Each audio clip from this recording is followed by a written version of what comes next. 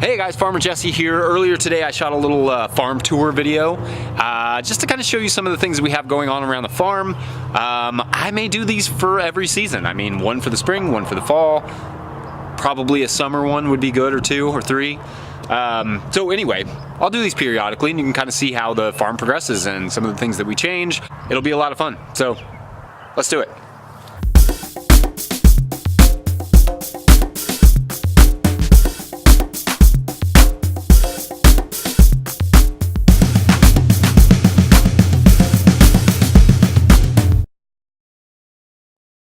All right, so I'm sort of standing in our packing shed.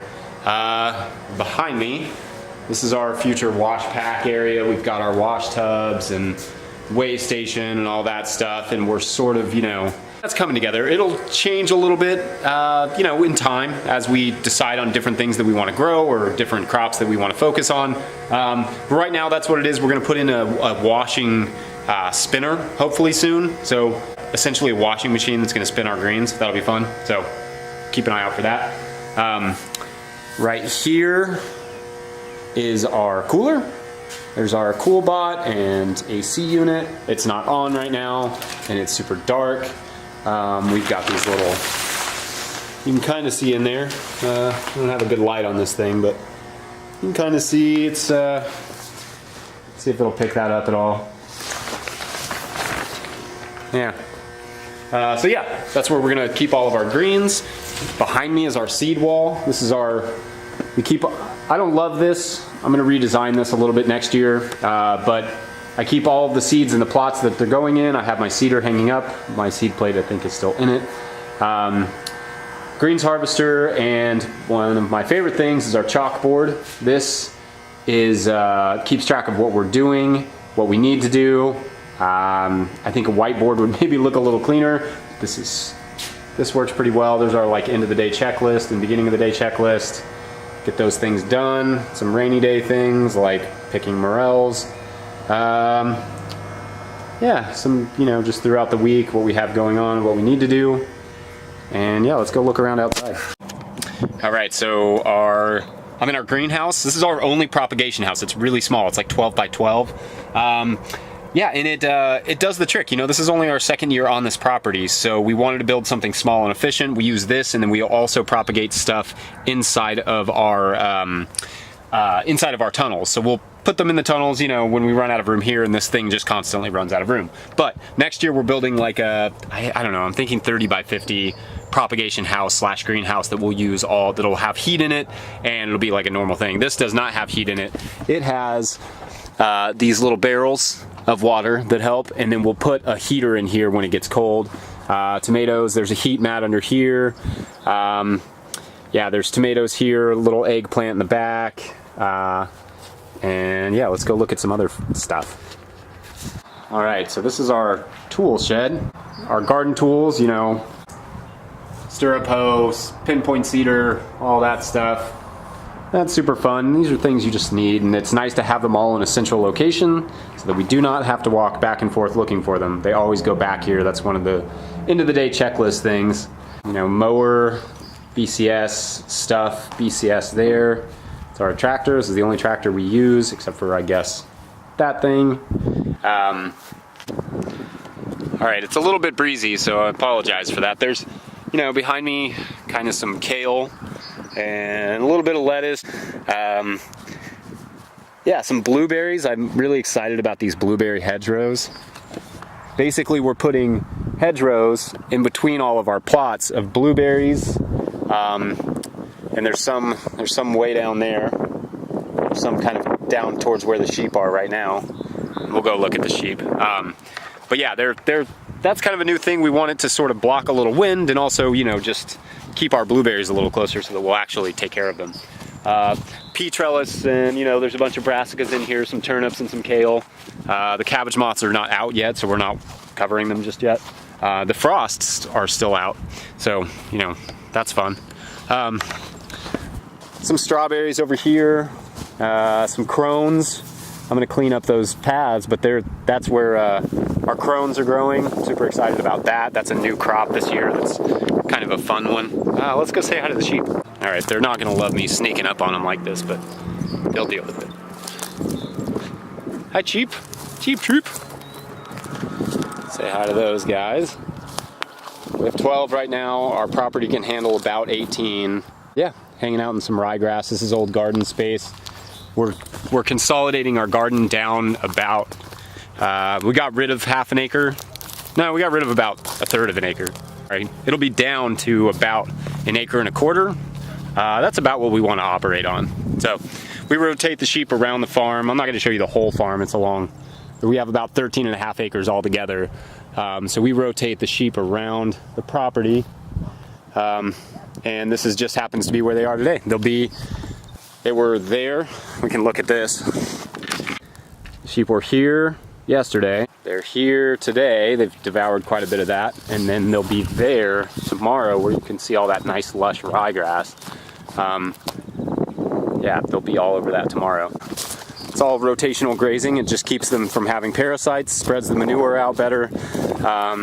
We'll do a whole video about that later. All right, so you can see some things still under cover. After the cold, there's some fennel and some celery in here. I took the cover off these to get some irrigation laid out. So this is some Swiss chard and some beets. It's got our pile of compost right there. That's fun. It's about a little over two-thirds gone. Let's check out the tunnels. So we've got 3 tunnels. We've got 2 regular tunnels, like high tunnels, 15 by 52.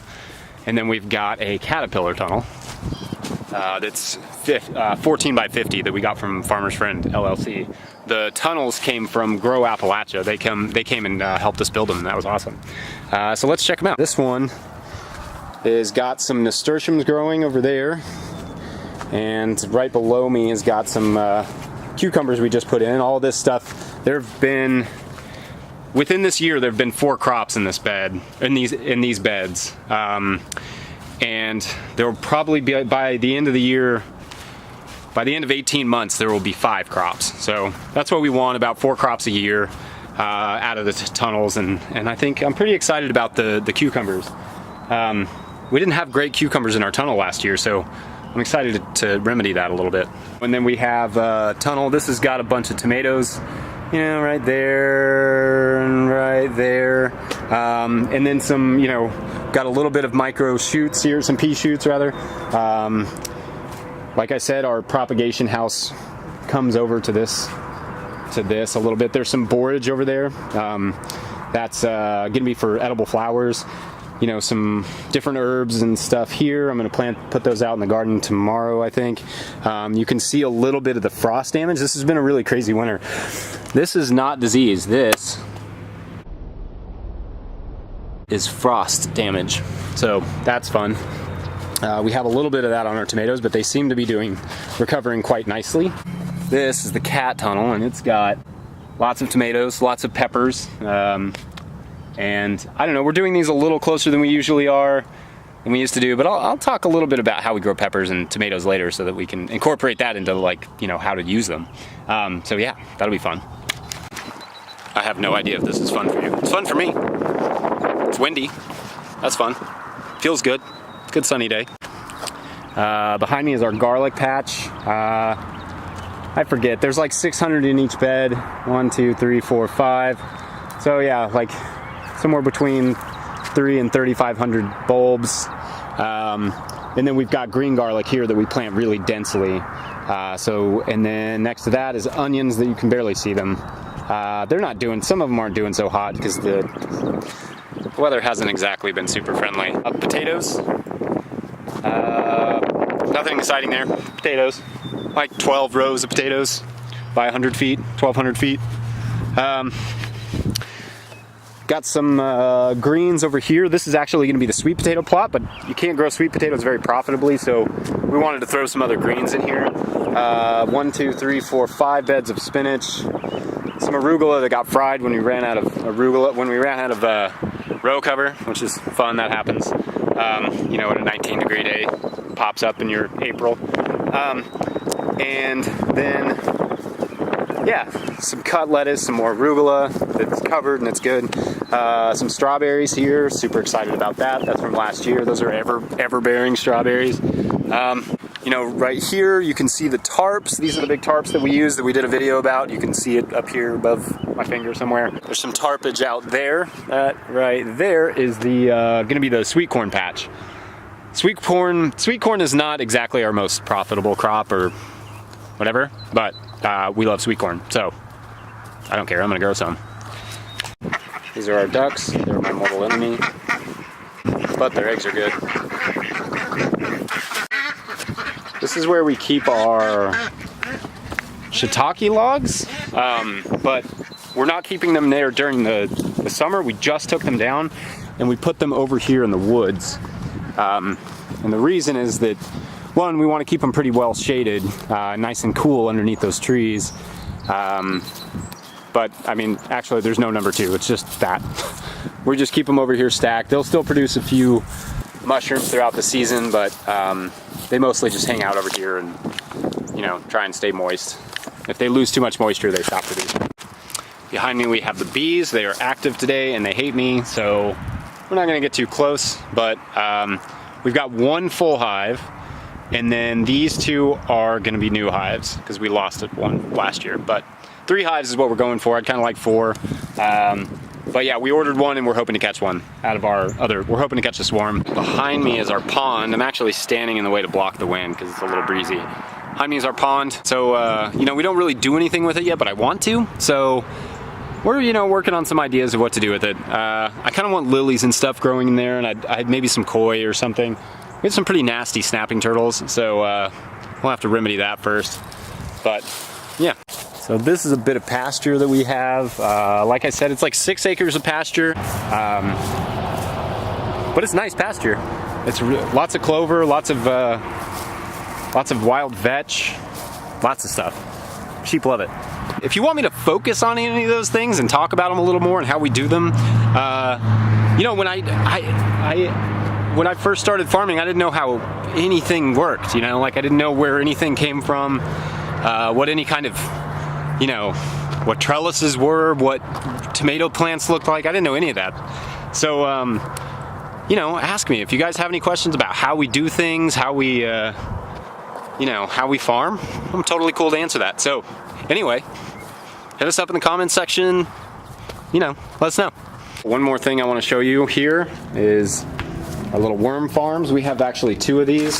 This one's our newest one. You're not going to see any action really, but we have 2 barrels above 2 empty barrels. Those 2 empty barrels catch the runoff, which is really, really good, nutritious stuff for your garden. Let's see if I can find any wormies in here. No, not quite. We put our microgreen. Yeah, there's one. They're just starting though. This is a new one, but yeah. So what we do is we put our microgreen, after our microgreens are done, we put our microgreen spent soil mix in there and we let them kind of chew it up, and then we'll reuse it in microgreens.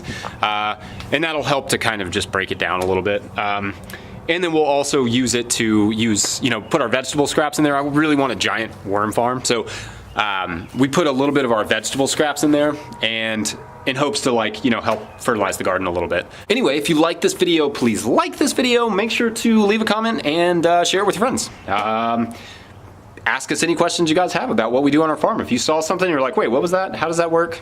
Holla. All right. Thanks, guys. I'd be remiss if I didn't show this part of our farm.